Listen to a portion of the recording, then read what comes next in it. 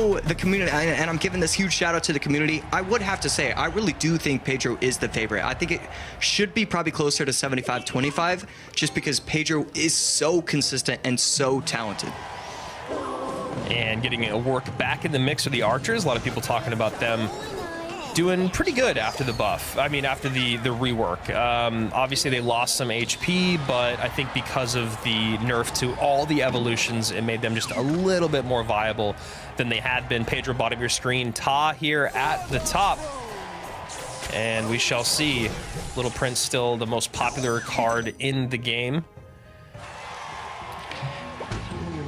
And right here, just waiting, and could this be another RG Pedro playing? I mean, Pedro placing down the Giant and Ta looking frustrated just off that, so we're gonna have to see what he does or doesn't like overall.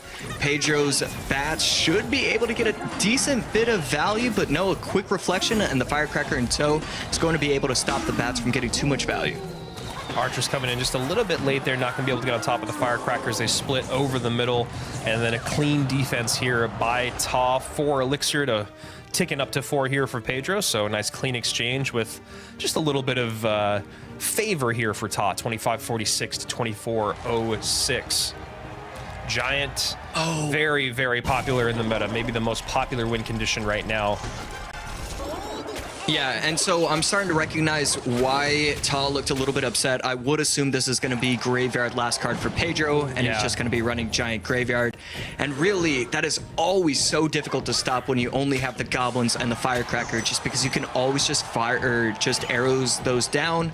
And I mean, at that point, it's hard to stop a Giant Graveyard push once it hits double Elixir.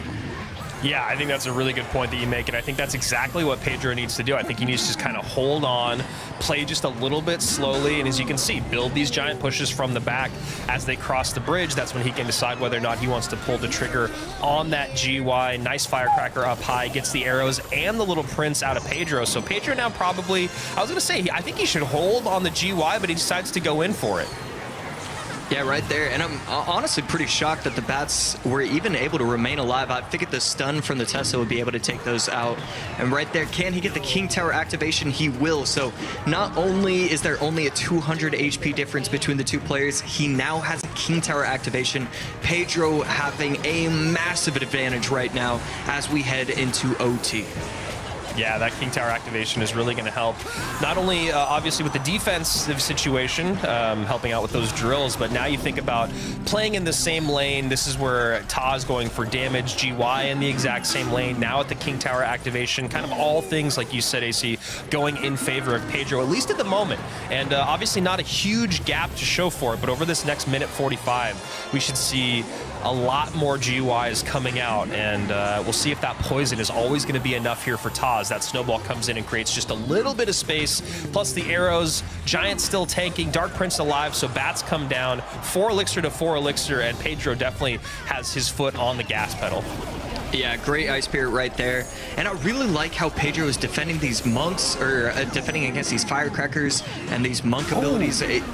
Wow, huge damage right there. And he's going to need to get that off the tower right there. So forget everything I was saying. Great stuff from Ta. And yeah, I mean, as we head into triple Elixir, Ta has a clear advantage, and we're going to see him just go, go, go. Yeah, the Monk just doing great work, tanking for a little bit longer than I think Pedro had anticipated. Then the Dark Prince comes down low, lines up perfectly for that Firecracker. Now just trying to go cheap on defense with those bats, but the Teslas have been absolutely mad here for Ta. And that's like the key to so many of these decks, especially these drill decks, is just if you have good work with your defensive building and you can control the map like we're seeing Ta do with the Tesla, it makes it so difficult for their opponent to put together a good push. And now with that Evo Tesla coming out, going to do a great job cleaning up the Giant, and of course that burst coming out to help with those skeletons with the Dagger Duchess out of daggers. 13:08, 14:22, 20 seconds remain. Yeah, right here, going Giant at the bridge, but just too much defense on Ta's side. 422 HP for Pedro. This is looking like it's going to be a game 1 victory for Ta. Going in aggressive. Log should be able to push the Dark Prince off, and it will. That's going to be game over. Ta taking game number 1. Pedro dominated the entire game, and and it didn't matter whatsoever. Great play from Ta. I mean, it was really just that one push that he was able to get that little bit of chip damage, and that was enough. It really is just a fascinating game one, and it really is something that you have to look at where you say, hey, Pedro probably has to feel pretty good about that matchup, and he still lost. How do you recover from having that, especially with how well he played early on, activating the King Tower, getting it to an even game as we were heading into OT? How do you recover from that and have a good game number 2 and game number 3? Yeah, so we will find out here as log bait has proven to be very, very popular once again. Makes sense that Pedro would be the one going to something a little bit faster. The Inferno Towers have been excellent in dealing with all of the Lava Hounds, all of the giants out there in the world, and also the Princess doing a really good job of baiting out the small spell or the bigger spell.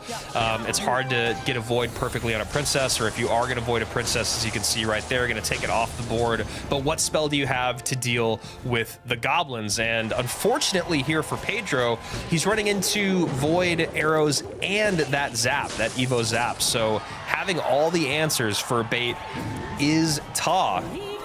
But I think the other part of this that's an interesting wrinkle in the equation is usually log bait does not have Princess and Archer Queen AC.